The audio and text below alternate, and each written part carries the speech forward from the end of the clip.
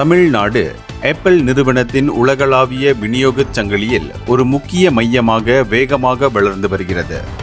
வலுவான உள்கட்டமைப்பு, திறமையான பணியாளர்கள், வணிக நட்பு ஆட்சி ஆகியவையே இந்த வளர்ச்சிக்கு முக்கிய காரணங்கள் என தொழில்துறை அமைச்சர் டிஆர்பி ராஜா தெரிவித்துள்ளார். மின்னணுவியல் உதிரி பாகங்கள் உற்பத்திக்கு தமிழ்நாடு விரும்பப்படும் இடமாக மாறியுள்ளது. அண்மையில் தொடங்கப்பட்ட தமிழ்நாடு மின்னணு உதிரி பாகங்கள் உற்பத்தி திட்டம் இதற்கு உறுதுணையாக உள்ளது. இத்திட்டம் மத்திய அரசின் சலுகைகளுடன் இணைந்து 30,000 கோடி ரூபாய் முதலீட்டை ஈர்த்து 60,000 வேலை வாய்ப்புகளை உருவாக்கும் இலக்கை கொண்டுள்ளது. ஃபாக்ஸ்கான், பெகாட்ரான் அல்லது தற்போது டாடா எலக்ட்ரானிக்ஸ், ஜபில், சல்காம், கார்னிங் போன்ற பெரிய ஆப்பிள் விநியோகஸ்தர்கள் ஸ்ரீபெரும்புதூர், ஒரகடம், திருச்சிராப்பள்ளி போன்ற பகுதிகளில் தங்கள் செயல்பாடுகளை விரிவுபடுத்தி வருகின்றனர்.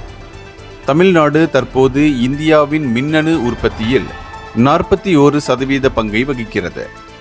2025 நிதியாண்டில் $14.65 பில்லியன் ஏற்றுமதி அளவை எட்டியுள்ள நிலையில் அடுத்த 3-4 ஆண்டுகளில் $50 பில்லியன் எட்டும் இலக்குடன் கேமராவின் உட்பகுதிகள், பிசிபிகள், லித்தியம் அயான் செல்கள் போன்ற உயர்மதிப்பு பாகங்களில் கவனம் செலுத்தி வருகிறது.